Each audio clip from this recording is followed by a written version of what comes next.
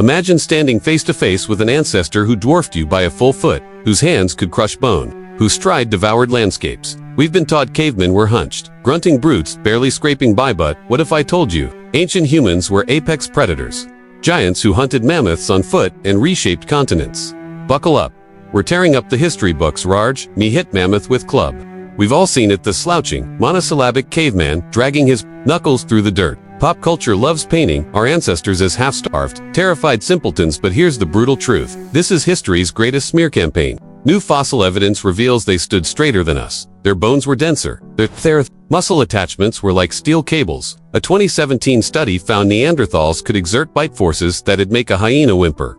These weren't victims, they were apex predators who laughed at blizzards and ate woolly rhinos for breakfast. So why the dumbed-down image? Early 20th century scientists projected colonial biases onto fossils. Primitive meant less human. But when you hold a 400,000-year-old spear perfectly weighted to pierce hide at 30 miles per hour, you realize these were engineers.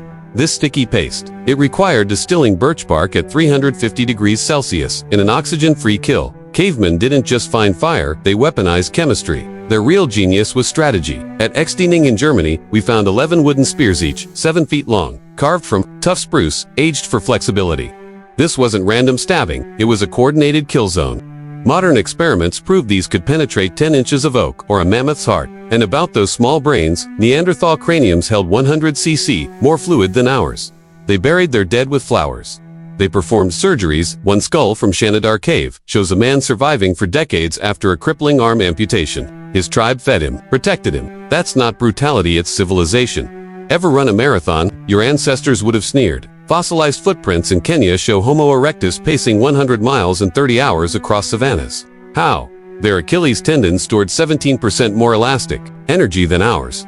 Their hips were spring-loaded. They thrived everywhere from Siberian tundras at -50 degrees Celsius to Java's sweltering rainforests. DNA analysis reveals Neanderthals had mutations turbocharging fat metabolism. They could burn energy like diesel engines during multi-day hunts. Modern athletes would collapse by hour 8. So next time you see that cartoon caveman, remember the truth. These were giants who reshaped continents with stone and will. Not primitive, primordial, not weak, terrifying, and we carry their legacy in every stride we take. This isn't a dinosaur bone. This is a human thigh from Cima de los Huesos, Spain, 400,000 years old, belonging to someone 7 feet 3 inches tall. And he wasn't alone. In Turkey's Kukabak site, Homo erectus stood 6. Croatia's Neanderthals averaged 6 feet 6. Even female skeletons like Shanidar Neindorf, modern men at 5 feet 10, all muscle. For context, the average Roman soldier was 5 feet 5. Medieval knights were 5 feet.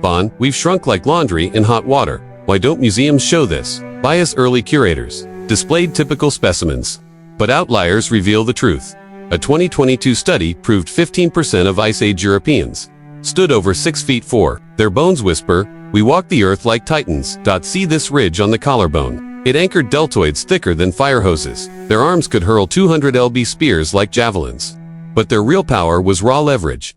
Their forearm bones had 50% more torsion resistance, elbow joints like wrecking balls. Experiments show they could crush quartzite rock with bare hands, feet requiring 500 psi of force. Your car door punched through. Then there's the Neanderthal hump. Not a deformity, a biological battering ram. Extra bone growth, anchored neck muscles to snap mammoth spines in wrestling holds. Their skeletons were over-engineered for violence. Even their children grew faster. 10-year-old Neanderthal had the bone density of a modern 18-year-old athlete. In an age of megafauna, you were lunch unless you were larger or smarter. Giants had both.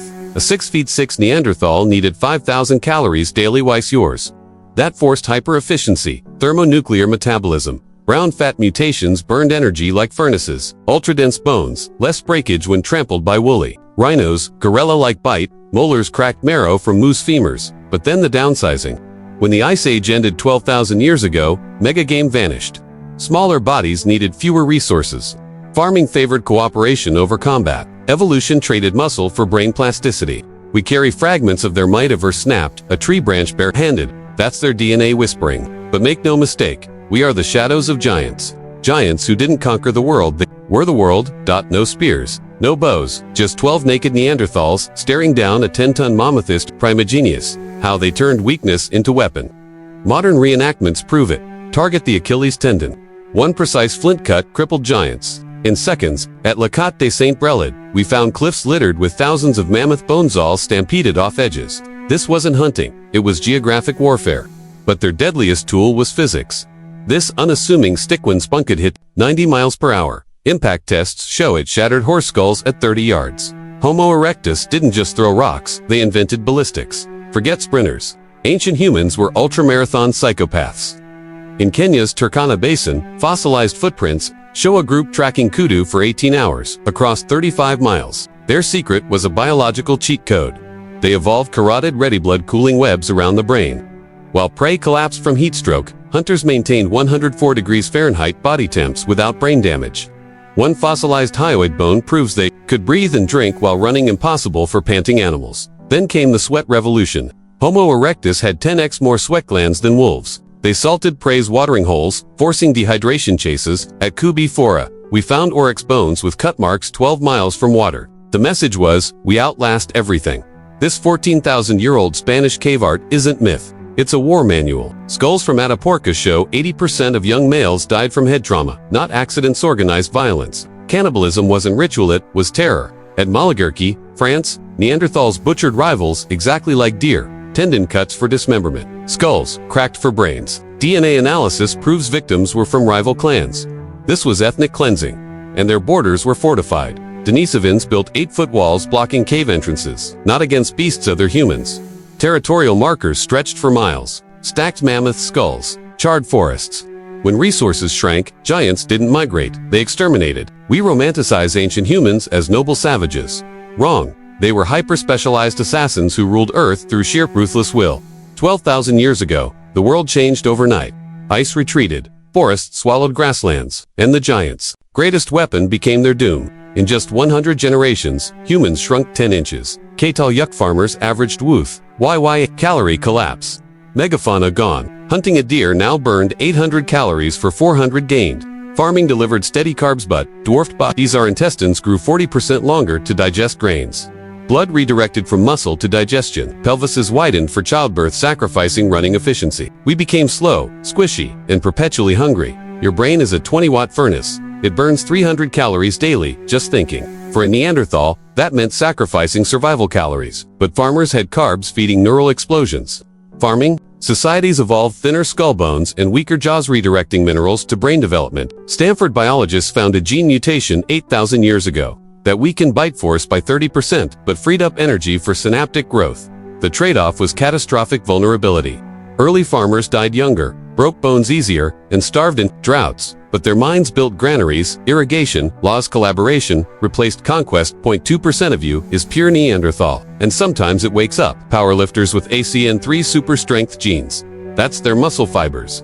Sherpas thriving. At 28,000 feet, their hemoglobin copies oxygen like Ice Age hunters. Even your pain tolerance, if you have Neanderthal SCN9A gene variants, you feel 30% less agony. But our true inheritance isn't strength, it's adaptability. They conquered ice, we conquer silicon. Same relentless ingenuity repackaged. We shrank because the age of giants ended. But in our dreams, we still feel the mammoths tremble and know what we once were. Thought so were ancient humans, terrifying giants. Absolutely. But their greatest triumph wasn't ruling the Pleistocene, it was passing the torch. Through famine, climate, chaos, and impossible choices.